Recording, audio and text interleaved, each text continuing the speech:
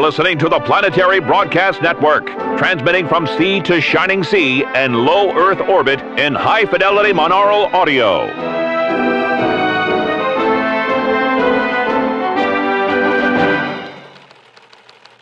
To Mr. and Mrs. America, and to all the ships at sea, welcome to the Planetary Broadcast Network Evening News, July 31st, 1953.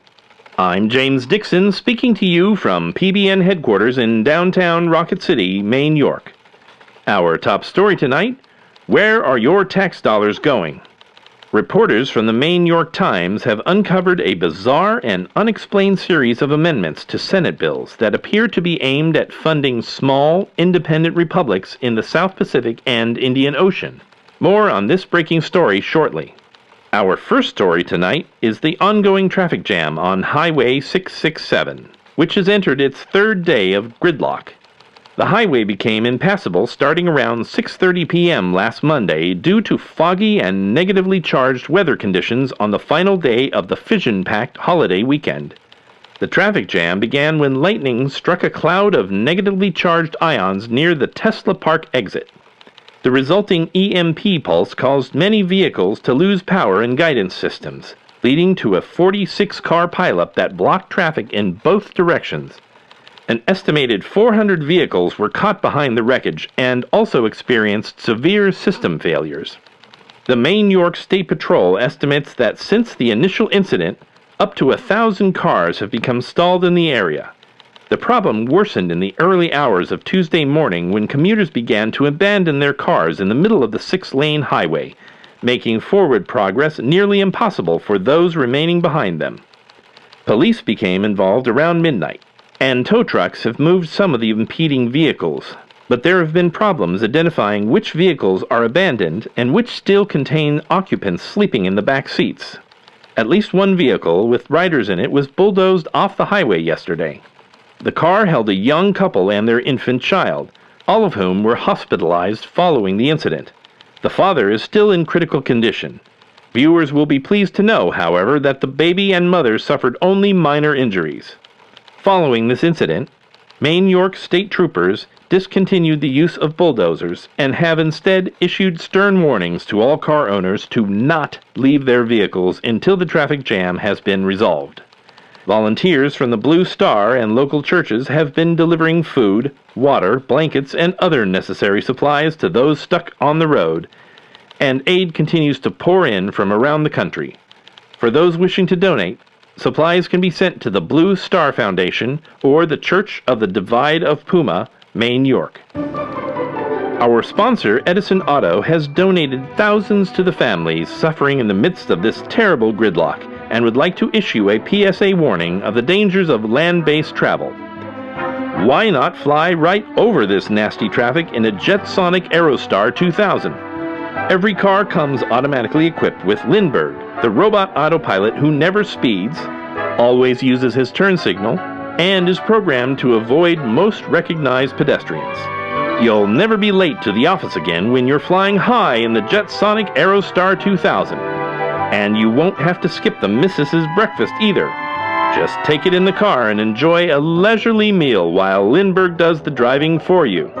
The Jetsonic Aerostar 2000, the easy, speedy, hands-free way to get around.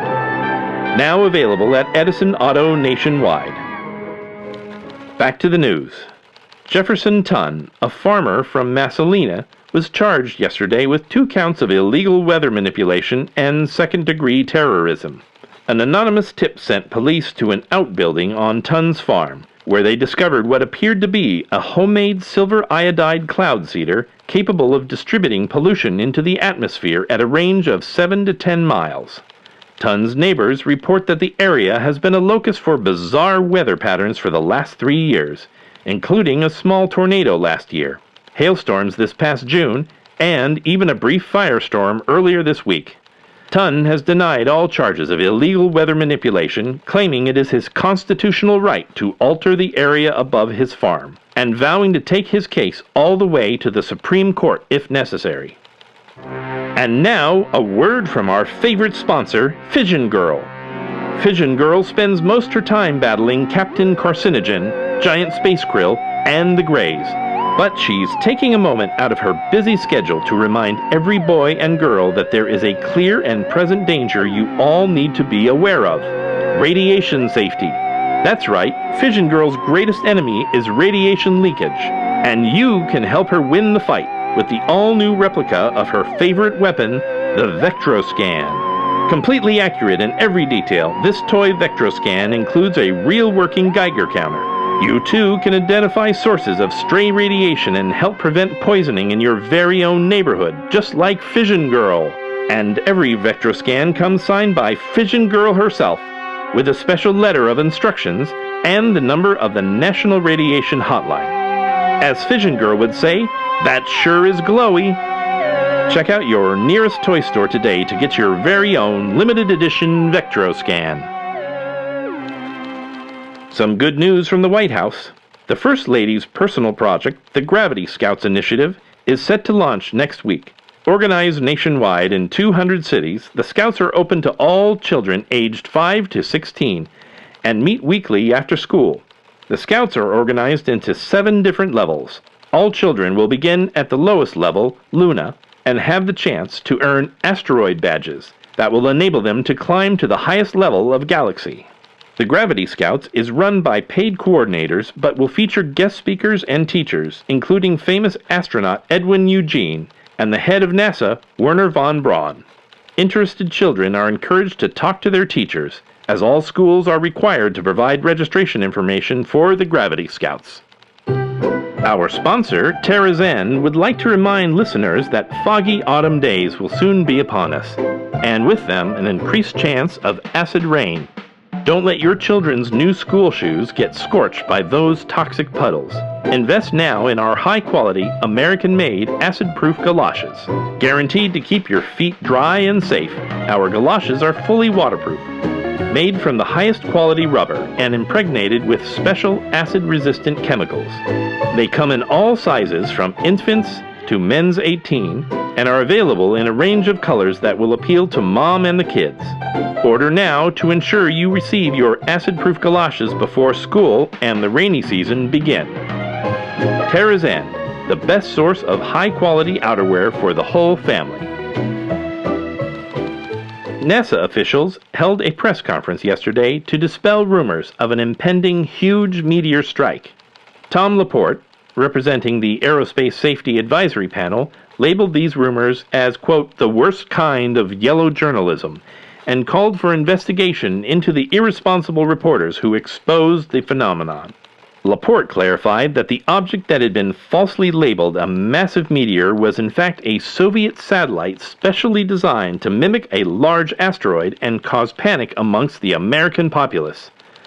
The troublesome satellite has been neutralized, according to Laporte, and should not be cause for any further concern or reporting. Also from NASA, astronomers just announced that the child who discovered a new comet has now been allowed to name it. Mabel Jones, aged 12, spotted the comet 2 months ago using her special edition Fission Girl telescope on the roof of her own house. She reported her findings to her father, who in turn informed NASA astronomers. They confirmed just last week that Mabel not only correctly identified the phenomenon as a comet, but is the first person to describe this particular space object. As such, she has the honor of naming it, and announced yesterday that Comet C526-AA41 will henceforth be known as Princess Sparkletide's Shiny Chariot. President Morrow issued a commendation to Mabel yesterday, citing her as an inspiration to her peers around the world, and encouraging all children to join her in monitoring our starry skies. Neutron Toy Company, the manufacturers of the special edition Fission Girl telescope, have already trademarked the name Princess Sparkletide and are reportedly collaborating with Mabel Jones on a new line of toys inspired by the comet and its unique designation. And now the weather. The United States Weather Bureau at Glen Air Spaceport in Maine, York reports a current temperature of 80 degrees with a 25-mile-per-hour wind. The weather remains cloudy, with no rain expected, although there is a small chance of lightning swarms and minor fallout later in the week. The low today was 60 degrees, and for tomorrow we can expect a high of 83 degrees with a low of 58. The 3-day forecast predicts more of the same, with mostly cloudy conditions and highs in the low 80s. The regional forecast predicts an increased chance of lightning swarms and other electrical activity to the south, concentrated primarily in Masalina and North Sippy. West of Main York, we can expect to see a brief spike in temperature, ranging up to the high 90s and sunshine for the next several days.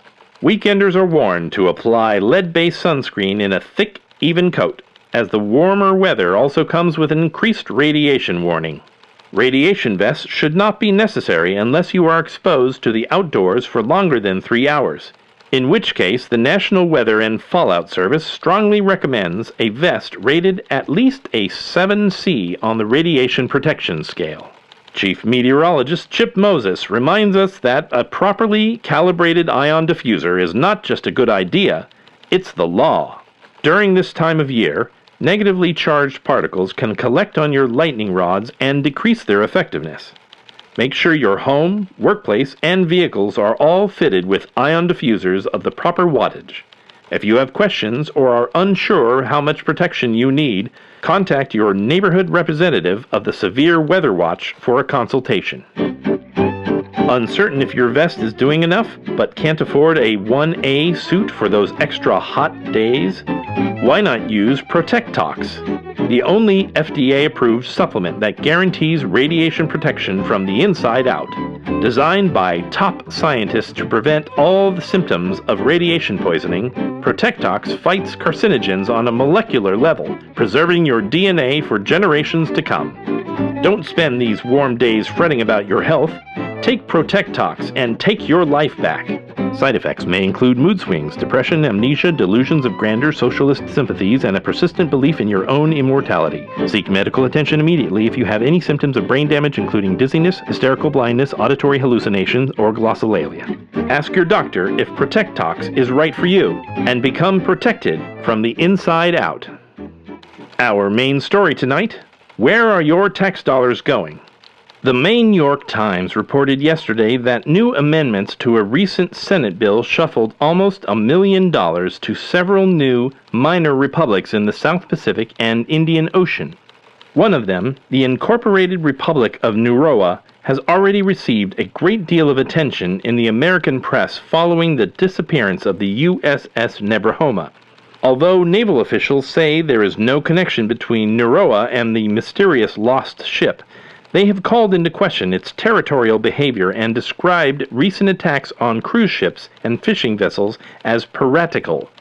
The lead journalist on the story, Patricia Fisher, has agreed to join us in the studio tonight. Ms. Fisher, thanks for being here. Thank you, Mr. Dixon. It's a pleasure to be able to share this important story with your listeners. Ms. Fisher, what drew your attention to these particular last-minute amendments? Mr. Dixon, it's no secret that unrelated amendments to unimportant bills are an easy way for senators to send a little money towards their special projects. Those of us at the Main York Times have noted a recent uptick in this behavior, especially in regards to military funding. Now, of course, it makes sense to bolster our armed forces in the face of a hostile USSR and the growing threat of robot revolution. Yes, of course. But in this instance... Although robot revolution seems to overstate our relationship with our valuable mechanical domestic helpers. If you say so, Mr. Dixon. But in this instance, the money shuffling is a little more blatant, even than usual. And the way the amendments are written... If you'll just let me quote this passage. Ms. Fisher, I am so sorry, but I'm afraid there's limited time, so if you could... Of course. I'll summarize. Basically, our Senate just sent about $1 million each to the Incorporated Republic of Nauru in the South Pacific, a known hostile nation suspected of multiple counts of piracy, and the United Democratic Republic of Crustacean Rock in the Indian Ocean, also an extremely problematic ally, politically speaking. This money was sent with no strings attached. What? It's not for aid. It's not for programs. It's not for trade agreements. It's not earmarked in any way. The money, our tax dollars, are being sent to these very tiny countries for no discernible purpose or benefit to American citizens. That is odd. Well, Ms. Fisher, I'm afraid that's all the time we have. Thank you for clarifying some of these important issues. Of course, Mr. Dixon. And I urge any listeners who want to learn more to read my ongoing series in the Maine York Times. And now we'll take you right to the Indian Ocean, where our correspondent, Tom Silver, is reporting on the spot in real time using our studio's Signal Max 32C portable radiophone from Isotope Communications. Tom, can you hear me currently? Loud and clear, James. Crisp as a bell and twice as shiny. Haha, Tom, that's great. Tom, as we've just clarified for our listeners, this United Democratic Republic of Crustacean Rock is at the center of a growing controversy here in the United States. What can you tell us about this mysterious island nation? James, I have to tell you, it is truly beautiful here. This tiny island is home to some of the friendliest people you'll ever meet. The sea is gorgeous. The beaches are even better. You're making me jealous, Tom. They should have sent me. But what have you learned about the funds earmarked for this newly formed nation? How do they intend to use taxpayer dollars? Well, James, I didn't ask specifically about that, but knowing what I know now, understanding this country and these people the way I do, I can tell you that the money will only be used for the noblest purposes. The noblest purposes? Yes, James, exactly. Noble. Such as? Oh, you know, hospitals, roads, schools. It's all just aid, James. And you know, probably the reason they didn't mark it all up in the bill, how it's supposed to be used, is because they know these people would use it right. To build the schools and, well, ships and things. Ships, Tom? Do you mean naval vessels, or...? Nah, James, I misspoke. Definitely no ships.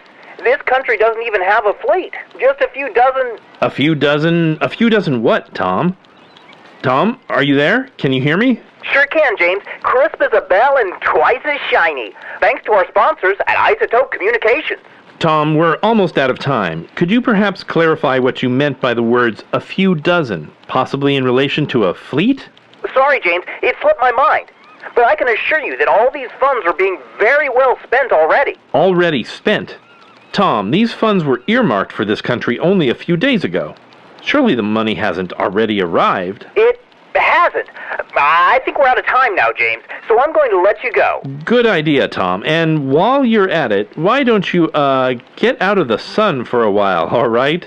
Don't enjoy yourself too much. Definitely. I definitely won't, James. See you on your return, Tom. Right. See you.